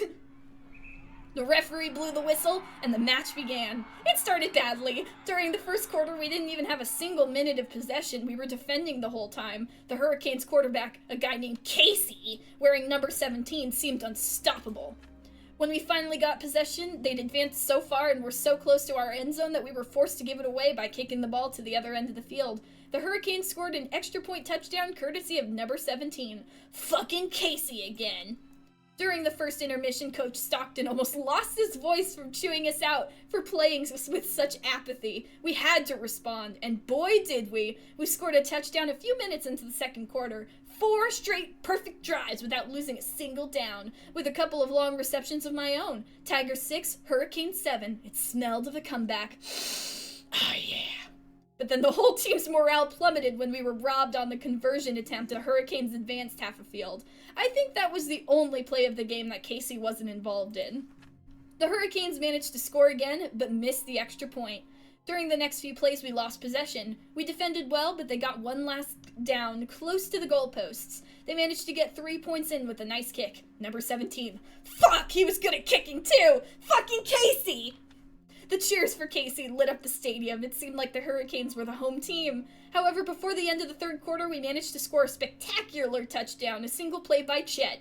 We also missed the conversion, though, but at least this time they didn't steal the ball from us. Tigers 12, Hurricanes 16. We just need one touchdown. The last quarter was a war of attrition. Exhaustion took its toll on both teams, and we made a lot of mistakes. But little by little, we managed to advance until we were very close to the Hurricanes' end zone. There were only a few minutes left in the game. The possession was ours. We were 12-16 on the last down, just 3 yards away from a touchdown. The referee looked at the clock and yelled, 10 seconds left! This play would decide the whole game. If we scored, we would win and the Tigers would advance to the final. If we missed, the Hurricanes went through. Chet raised his arm and called the play with his hand. I don't know what the fuck he was thinking. 3 yards to the touchdown and he signaled a long pass run play? The ref blew the whistle. I ran backwards to receive the ball and push forward with what little was left. You know what? Let's trust Chet. This is an enemies to friends arc. I ran as fast as I could until I got to the end line. Above all, I was a team player. If Chet wanted to take a chance, I had to trust him, even if he was an absolute asshole. I started sprinting past the defensive line. As I ran, I went, fuck you, Casey, and I kept running. My defender wasn't expecting such a deep placement. He stayed further forward, and I managed to get rid of him. I threw my head back. I watched as Chet threw the ball a few moments before he was knocked down. The pass was intended for me, although it was a little wide. The ball went over the Hurricanes' defenders, who were looking up to see the ball's trajectory. I had to catch the ball before it hit the ground. I ran as fast as I could. It was really close. I jumped at the last moment and felt the leather of the ball settle in my hands. I fell to the ground with the ball firmly in my grasp. There was a second of silence. And the field erupted in a war of cheers! The referee's whistle signaling the end of the game was not even heard. I looked at Chet. He was screaming with his arms in the air in celebration as the stadium chanted his name. Half the team fell on him, and then the other half of the team fell on me. When I finally managed to get out from the mountain of players on top of me, I looked around and spotted my family in our bleachers applauding. It had been a while since I'd seen them so close to being happy. I knew that in a few days everything would be back to normal, but I decided to seize the moment and greet them. After a while, I saw this Casey approaching. Oh, hey, Casey! I apologize for saying fuck you. I was in the zone, okay, man? I didn't really mean it, you know, you're a little competitive. Yeah, anyway. He made all the right moves to almost win the match by himself, and he'd almost succeeded. The guy looked pissed off, but he still shook my hand and said to me, "That last play was spectacular, man. Good luck in the final." Once the euphoria of the celebration was over, I went straight to the locker room. On the way to the shower, I passed Chet, who was finishing dressing. I questioned his play. What was the long pass for? I walked right past him. I praised him. That wasn't a bad pass for a punk like you. I mean, I like it. I like this story arc. He beat the shit out of me, but I trusted him when it came to our quarterback final football terms. And now we're buddies. Sorry, Dan. I patted him on the shoulder. Chet smiled. And pretty decent reception for a dork like you, he replied. Well played, Donovan. We looked at each other, smiling. Chet closed the locker and left. That was the first conversation I had with Chet Meyer that didn't come to blows. It would not be the last, but that's another story. Look at that. We got accuracy, hell yeah. 1 accuracy. I feel like we should get more for that badassery we pulled off. I guess most of it was Chet, though. I just caught it. October 30th, 1969, Halloween costume party. A friend of Chrissy's invited her to a Halloween party at his house in Aston Heights and told her to bring her friends. Chrissy told me, but also her boyfriend Nick. I always liked Halloween, and even though it had lost its charm when I grew up, I was looking forward to dressing up. I spent some time thinking about what costume I could choose, but it didn't take me too long to decide. I wanted to dress as the Lone Ranger. I loved it when I was a kid. I remember the 4 of us in front of the TV watching Clayton Moore next to another guy whose name I can't remember, and who certainly wasn't Native American, playing Tonto. A fiery horse with the speed of light, a cloud of dust, and a hearty hi-yo silver, the Lone Ranger. I used to scream those lines at the top of my lungs while running with the broom between my legs through the house, humming the William Tell overture. So I said to myself, what the hell, I'm gonna go dressed as the Lone Ranger. At the store, they made me a pretty decent costume. A domino mask, a fancy white hat, all that shit. But the weather was freezing cold and I had to take the subway, so I took my long coat. On the subway, there were more people in costume. Lots of kids getting ready to go trick-or-treating. Couples with matching costume, usual Halloween stuff. A guy in a Frankenstein costume opened the door to an apartment 3 times the size of my own house. They had all Halloween essentials there. Plastic bats, carved pumpkins, and eggnog conveniently spiked with booze. I've never heard of eggnog being a Halloween thing. Then I saw Chrissy coming towards me from the end of the living room. "None your business! You've come!" She hugged me. She had dressed up as Wilma Flintstone. She looked very pretty, even with the updo, which made her look older. Next to her was a guy dressed as Fred Flintstone, so he had to be this Nick guy. "None your business? This is Nick Casey." Wait! No, it's not Casey from the football team, right? "Nick, this is None your business Donovan." Oh, it is him! Casey! Damn, I recognized him immediately. He was the quarterback for the St. Louis Hurricanes, number 17. The guy was a big, strapping Irish lad. Light brown hair, square jaw. The guy came over and shook my hand. Not a bone crusher, not a dead fish. He looked like a really good sort, too. "Man, none your business, finally. Nice to meet you." He stared at me for a second. "Wait, aren't you the Tigers' wide receiver?" He must have been a good face reader to recognize me without my helmet. We chatted for a while, and I was pleasantly surprised. In fact, I liked him quite a lot. As he talked about his family, about his life, I noticed a certain familiarity. I would say that he was very similar to me, but without being broken inside. I had never felt envy before, and the first time I felt it was for Nick Casey. It had nothing to do with Chrissy, or maybe it did, because Nick seemed to have a similar life to mine. He was a working class kid, he was a nice fella, and he was probably going to have a decent future, probably with Chrissy. A normal life, something I could never aspire to. I was happy for her, but I couldn't help but feel like shit, as if fate had played a trick on me, marking my existence for life. The event had turned me into a freak. I looked at people in the party. They're having a good time. They're happy. What's wrong with me? I thought. So I put my hat away and began to drink more than usual. Alcohol is always a good anesthetic for the soul, but I was not used to it. By my 4th glass of eggnog, suddenly my life, my shitty existence, the death in my family, it all seemed to fade, like a bad dream. I just thought, fuck it all, right? And I kept drinking, like crazy. At one point, Chrissy approached me. She looked concerned. She asked me if I was okay. I shrugged and smiled like an idiot. I was drunk as fuck. I guess she took that as a yes, and I kept drinking. I don't drink. I learned my lesson. Until I threw up in the middle of the living room. Oh, it seemed he learned his lesson too. On a rug, I might add. Looked really expensive. I heard the commotion. "Who brought this asshole to my party?" the owner of the house was saying. I tried to apologize, but it was hard for me to articulate words. I left the party with my forehead covered in sweat and an awful taste in my mouth. I felt like shit, not only physically. I had behaved like a moron, and I was ashamed to go back to the party. I decided to take a walk. After a couple minutes, I realized I didn't know where the fuck I'd left my hat. I was so drunk I'd left it in that house. The night air cleared my head. I felt a little better. I walked several blocks, covering myself as best I could against the miserable cold. November is not a good month to be walking around the city, much less if you're dressed like a fucking idiot! And although I had my long coat to cover me, I couldn't stop shivering. Cold was clearing my head, but the more I sobered up, the colder I got. I realized I was in an area of the south side that I didn't know. I tried picking up the pace. I just wanted to walk 10 more blocks and I could get home. After that, I'd just lie in bed and call it a day. Everyone knew the south side was the city's red light district. Back then, it wasn't like it is now. Brothels looked like elegant joints and girls weren't walking the streets shivering from the cold in fishnet stockings and a leopard coat. But even when covered by a layer of glamour, abuse and harassment were always there. Oh my god. Jesus Christ! As I walked past one of these clubs, I heard a muffled groan in the alley to my right and then a loud clatter. A guy had pushed a girl against the garbage can. She couldn't have been much older than me, and this guy was beating her to death. Calm down, Ricky, please! I can explain, please! Lights went on in the neighborhood. There were voices screaming, "What the fuck is going on in there? It's almost midnight! Leave that girl alone, asshole!" "I asked you a question, bitch! Where's my fucking money? I want my money now!" The guy yelled as he pulled out a knife. He stopped dead in his tracks when he saw me. I stood still too, watching the scene. The girl stared at me. Oh no!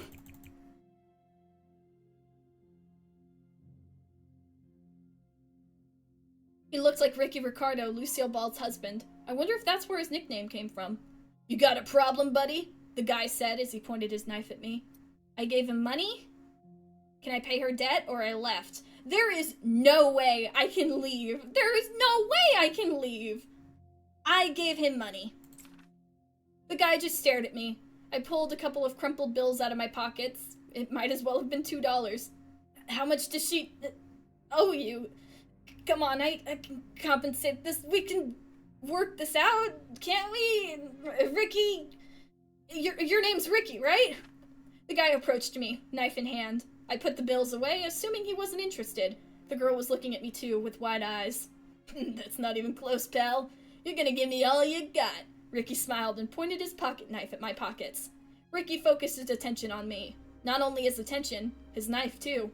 The girl took the opportunity to escape, but not before calling out, Don't hurt him, do you hear me? Don't do anything to hurt him! At first I thought she was warning Ricky, but then I understood that it was me she was warning. The poor thing had a crush on the piece of shit. You're welcome, damn it, I thought. What a world we live in. Fuck, you're not going to give me all the cash you have on you, but I'm going to charge extra for all the trouble you caused. I fought against Ricky, or I drew the toy pistol. No, Ricky, you're gonna give me all your money right now. I pulled out the toy gun. You think I'm going to buy that, handsome? He said. However, I noticed a certain hesitation in his voice. Although he pretended to look like one, Ricky was not a dangerous criminal. He was a hyena in a jungle of lions, a scavenger, but not a predator. Surely Ricky was a con man piece of shit. A typical pimp. And I was just a drunk kid, but I could feel Ricky was a fucking wuss. You could see it a mile away. That's why I dared to do what I did. He's like, you're bluffing. You wanna bet? I cocked the toy gun. The guy looked at me without saying anything in that poorly lit alley in that distance. It looked like a real gun. Son of a bitch! Ricky reached into his wallet and threw a few dollars to my feet, and he backed away. We Uno reverse card the mugging.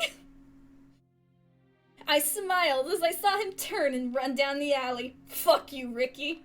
And then I heard the applause and cheers. I looked up. Leaning out of the windows of the alley were several neighbors enjoying the show. I guess Ricky's fits of rage were a common occurrence in the area and he was not well liked. That's when you cup your hands and you go, hey guys, why didn't anyone else fucking help? Why did it have to be me? I didn't know quite how to react. And besides, I was still a little drunk, so I put my coat on and walked out of the alley. The wind hit me in the face. It was freezing cold. On the way home, I inhaled a deep breath of the frigid city air, and it felt really good. I went home, trying not to wake anyone. It was very late. I sneaked to my room, and suddenly I saw myself reflected in the mirror. I'd forgotten how strange I looked. I was wearing a domino mask, a long coat, and a wild rag. But I didn't look like a moron dressed as a cowboy. I looked like one of those superheroes from Dad's comics. Like the Spirit or the Shadow or that Green Hornet from TV. It was hilarious. And I smiled into the bedroom mirror. I lay down on the bed, and with that smile, I fell asleep peacefully. The city was a little less unjust today. Nice! We've got the big brains, but we're also a little bit of a wimp. Maybe we gotta work on that. Oh, November 15th, 1969, finals. There were only a few weeks left until the first semester's final exams, and less than 4 days until the grand finals against the Rangers of Cochran Heights High School. What happened to my voice? Dan said there was no point in studying for finals. With our mediocre academic records, it didn't matter how good we did in final exams. A barely passing grade was more than enough. Chrissy thought otherwise. She had excellent grades. She said that it would be good for us to study together, that even though she was from a different high school, the textbooks and content was the same. We could take a walk with Dan, we could study for finals with Chrissy, or we can train with Chet. It's my only way to get into college. I don't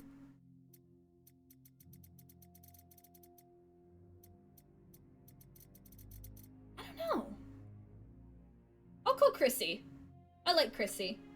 I called Chrissy and asked her to give me a hand. I sensed that she was still a little upset about my behavior at the Halloween party, but she still agreed to help me study. She had a heart of gold. I heard her coming up the stairs of the building. She had a brisk, distinctive gait. Tap, tap, tap. She always ran up the stairs. I opened the door before she even pressed the doorbell, and we headed straight to my room. She had come with a backpack full of books. Well, tell me, what subject are you weaker at? She looked at me and smiled. I shrugged my shoulders because I didn't have an answer. I was lame at everything. So Chrissy began pulling all her books out of her backpack. I feel like I should pay her. This is too much. Chrissy, we're gonna be here for hours. And that's when I saw it. Ooh, on the table in my room. The local newspaper from a few days ago, open to events chronicle. It mentioned a heroic act and a stranger in a mask who stood up to a guy to defend a woman in an alley. But that wasn't all. One of the neighbors had taken a picture. It must have been from the first floor because my face was visible. Not in quite a lot of detail, but visible. I'd seen the picture a few days ago while browsing the newspaper for the TV guide. I'd been speechless when I saw it. I felt proud. I wanted to cut it out and put it in an album as a souvenir, but I'd forgotten about it and left it on the table in my room. In full view of Chrissy. I wasn't sure if it was a good idea for her to see it. I hid it? Or... that would lower our stats. Sorry, Chrissy. I can't do the other one. We need to raise our secrecy. Hey, there's a newspaper here. I'll just take it to... She stared at the picture for a second. This is... What is this? It's a toy gun, Chrissy! Chill out! Chrissy hit the ceiling when she recognized me in the newspaper picture. You did this, none your business? Are you crazy? Do you want to get yourself killed? She waved the newspaper in front of my face. It was a toy gun! I tried to deny it. I told her it wasn't me. That had to be a coincidence. Another guy with the domino mask dressed as the Lone Ranger with the toy gun. Really? Are you telling me that another guy with your height and build dressed up as the Lone Ranger and began a fist fight with the pimp on the south side? It wasn't a fist fight, Chrissy. I pointed a gun at him. She rambled on and on, ignoring my attempts to calm her down. And what were you doing in the south side? Couldn't you have taken a cab? I took a cab after I reverse mugged Ricky. I had no choice but to explain everything. My frustration, my drunkenness, the situation in the middle of the street with the son of a bitch beating up a defenseless girl, that I had no choice but to defend her. Chrissy looked at me, incredulous, like I was the most stupid guy on the face of the earth. I begged her to forget it ever happened and not tell anyone. You're an idiot, none your business, she said, hurriedly packing her books away, her eyes watering. And I'm an even bigger idiot for trying to help you. One day they're going to kill you, and I don't want to be there to have to see it. She left with her books the way she had come and slammed the door. Yeah, good call, none your business, I thought. I never should have let her see that newspaper. Well, if this was like getting our secret revealed, then it's probably good that it was Chrissy, even though she yelled at us. Because out of the 3 people that we had the option to like talk to, Chrissy's the only one I trust not to squeal. The conversation with Chrissy impacted me deeply, so that same night, I traveled to the south side by subway. I passed by the sidewalk opposite the alley where I'd beaten that guy. It was getting dark. I wanted to see if the girl was back. What I saw shocked me. There was Ricky, the pimp, the abuser, that piece of shit, on the arm of the girl he'd beaten up a few days ago. From a distance, I could see how she was giving him affectionate gestures and smiling at him. Ricky was acting all prim and proper, but letting himself be loved. She seemed to feel responsible for what had happened to him. The whole thing made me sick. I went home in a rage. Chrissy was right. What was the point of this? What the fuck was I doing with my life? I should have gone to training, damn it.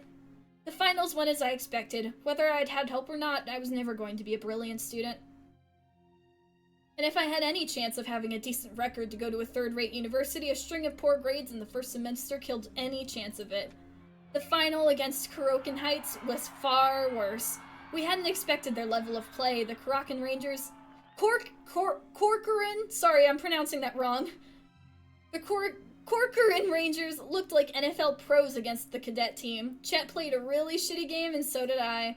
They beat us 31-7. We didn't have the slightest chance.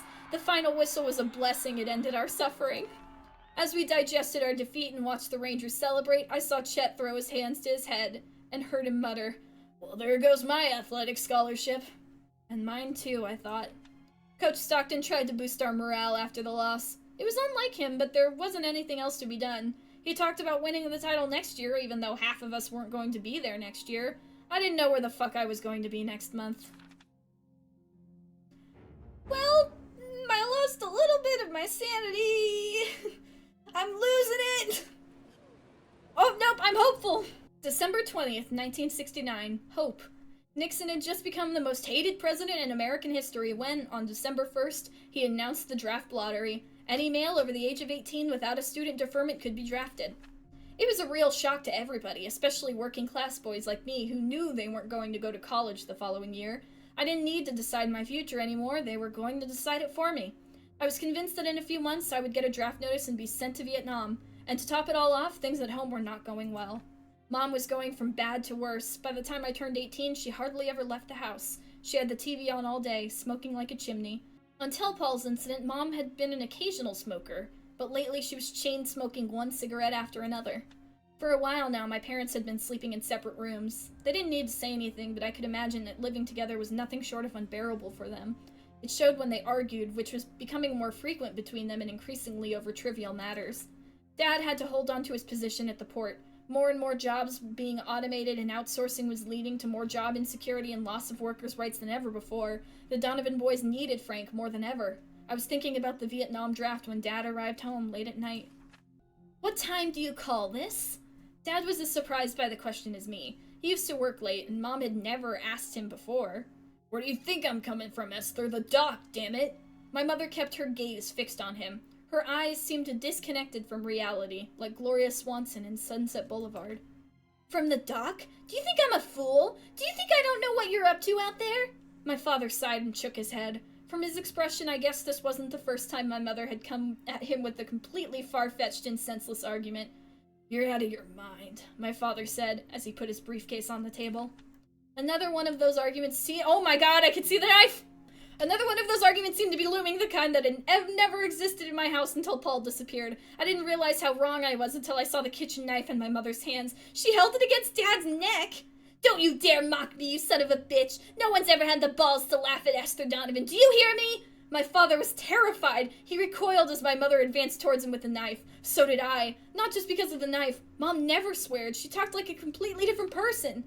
"Esther, damn it! Stop it! You're gonna hurt me! None your business! Do something!" Dad was right. I had to do something quick. I tried to reason with her. This'll take down our stability, but it'll raise our strength with her dad. I approached her quietly from behind. I called for help. This'll raise our stability. Let's try to reason with her.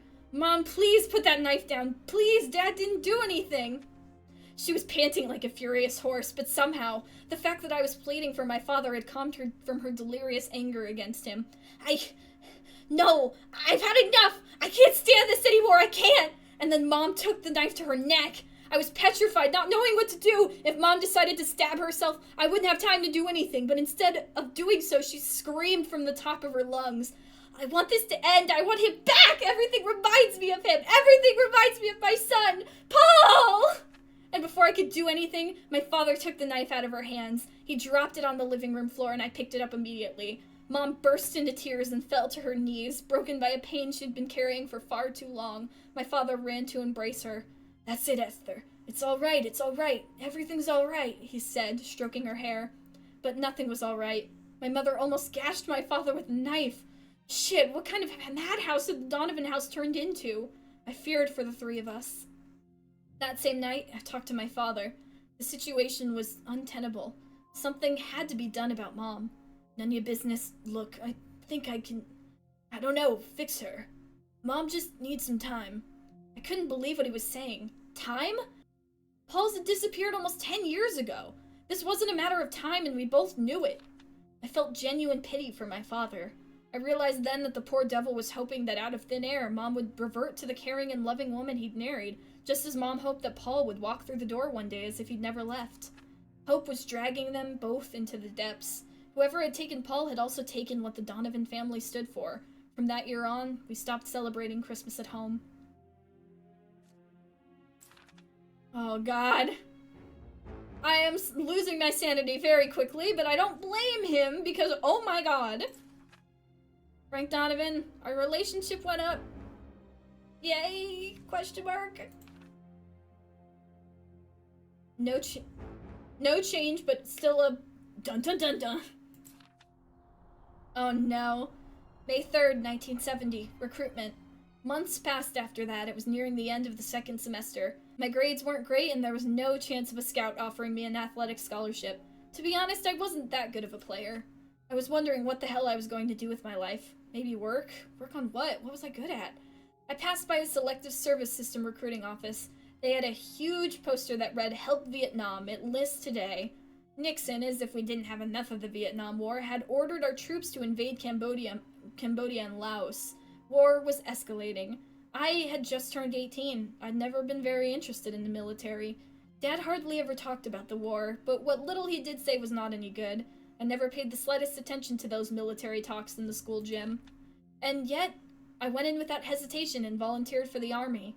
At first, I thought it was an impulse, that I hadn't even thought about it. But as time went by, I analyzed that moment. I realized why I'd really done it. Put some distance with my family. I had no other choice. It was my duty. We don't really have a choice because we probably would have been drafted anyway. To put some distance from my family. That would raise our stability.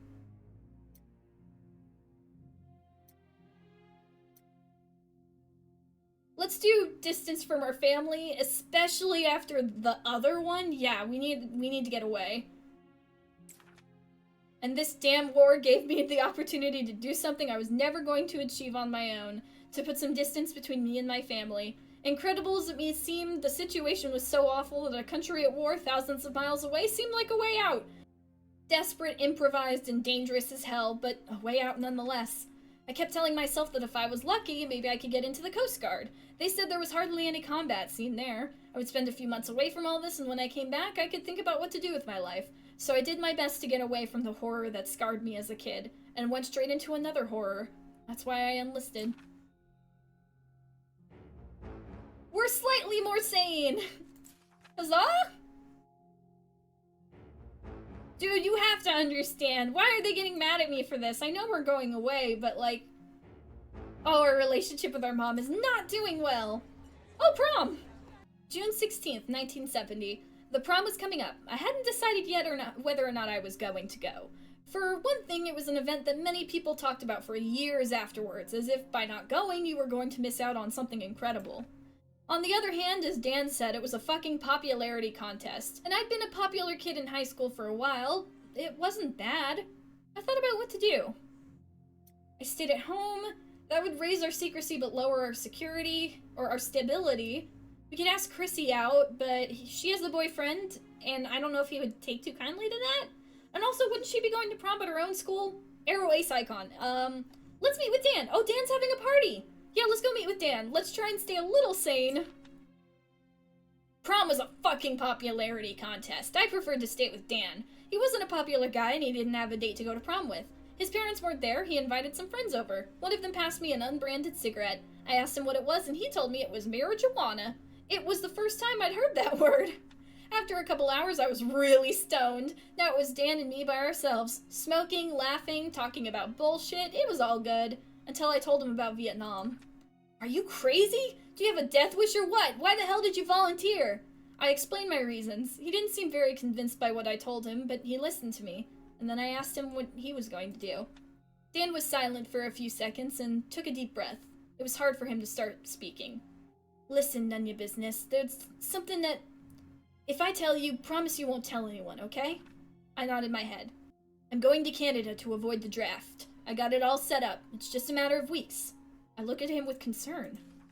I'm sorry, he said, but I'm not going to gamble my life on a fucking lottery and get drafted into a war that I don't give a shit about on the other side of the world.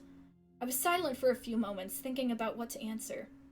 What else is there to say? I'm not gonna force him to go to fucking war. I respect your decision, Dan. You know better. I shrugged my shoulders and sighed. You're a smart guy, Dan. Smarter than me.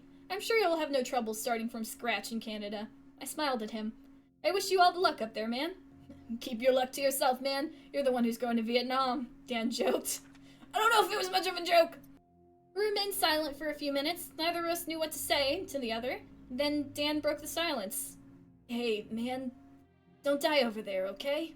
Dan's eyes glazed over and his voice broke. It was hard for him to speak. Come home safe and sound, please. I hugged him. There was no need for us to talk. We just gave each other a silent hug. Maybe it would be the last one. Oh. I hope not. I hope he's doing great in Canada. Look at that go up. That's way better. I like his glasses. They're purple. June 20th, 1970. Ending. A few days later, I received the letter from the Selective Service System. Exactly in the date that I had given to begin my induction, I'd volunteered and they hadn't waited around. Better than getting a surprise draft notice at home, I guess. I was called in for a physical and mental examination. The physical exam was a cakewalk for an athlete like me. The mental test was a joke. A 6-year-old could pass it. The only thing missing was the question, "Are you a loony?" Check no to go to war. I was over 18, not in school, and had no conditions that would prevent me from going to war. I was summoned to be taken by bus to Camp Parrish, North Georgia. 8 to 10 weeks of training, and after that, they'll send me to Vietnam. My family came to see me off at the bus station. It was a really cold goodbye. Things were pretty bad at that time. I just looked at the window as the military bus left the city and headed to Camp Parrish. Bye! Oh, I'm moving around! Whoa! Holy hell, this is so cool! I got a gun. I've got my telescope. I don't want to look out the telescope, I'm scared. Got a radio. What else have we got? Oh, Paul. My brother with his ever-present Red Sox cap. I miss you, buddy. I miss you, dude. I'm sorry I picked you, but if I picked someone else, something else probably would have happened. I was screwed either way. Oh, fuck. Hello? Yeah? It's me. Oh, Lieutenant Cesny. Don't say my fucking name on the line, damn it. Sorry, man. Come on, I told you this is a safe channel. Just talk. Okay. I found the guy you told me about. The one who survived the abduction. What, Kyle Michael Payton? Yeah. I talked with him. Looks like he's been doing his own research. Oh? About the kidnappings? Yeah. But I don't know how reliable his info might be. It's better than nothing. He mentioned a group of people being responsible. Members of some sort of club or something. Well, that sounds like crazy talk to me. Yeah, I thought so too. But anyway, I told him to meet you at the top of the Zenith Tower today at 2 a.m. Okay, I'll be there. We'll be there. Oh, and Cesny. What? Thank you. Thank you, Cesny. We really need the help. Oh, that's the end! I didn't get to look around the room. Hang on. Let me see what else there is to look at. Always vigilant. Heh, what's that? Sleeping pills. They come in handy from time to time. Oh, I bet. What else have we got over here? We got newspapers, a picture frame? I was lucky to make it out of Nam alive. A Viet Cong flag. One of my war trophies. Oh, yikes. What is that picture? I want to see what that picture is. Who is it? Boy disappears, kidnapped, missing. Those responsible for what happened to Paul are still out there. I'll find them and make them pay. Hell yeah. Nothing else in here? Okay, yeah, so we'll do the phone call now. It's me. Alright, well, that was an amazing demo. It was so good. I really liked, like, the story going on. And I liked all of the different characters. I liked our decisions. I definitely think I screwed myself over a little bit with the non-aggression. I wasn't really able to, like, fight back as much as I wanted to, but I still don't want to fight back, like, all the time. I definitely think the situations, I liked thinking it out. I liked figuring things out. We have an Arrow Ace Vigilante icon right now, and I really like it, and I'm super excited for the full game to come out and see where this goes. I wonder what's gonna happen. Obviously, we probably have more backstory to see, and we have more characters to meet. We're gonna go meet that guy at 2 a.m., probably when the full game comes out, which I'm very excited for. But oh my goodness, talk about a backstory, poor Paul. I wonder if he's still out there somewhere. There's a part of me that's like, thinking about like how comic books are and like maybe he is alive but now he's like the leader of this group or something, or he could just be straight up dead. Either way, we'll probably find out when we start investigating this case in the full game. I'm super excited, and if you guys are excited, make sure to wishlist the game, support the devs. If the demo is still up, play it because it is an absolute blast and there are so many choices I didn't even get to go to. But either way, this was another amazing demo, and I can't wait to see what comes of this game. Until then, thank you guys for watching. If you enjoyed, please consider subscribing. Remember to take care of yourself, always stay vigilant, and have a good day.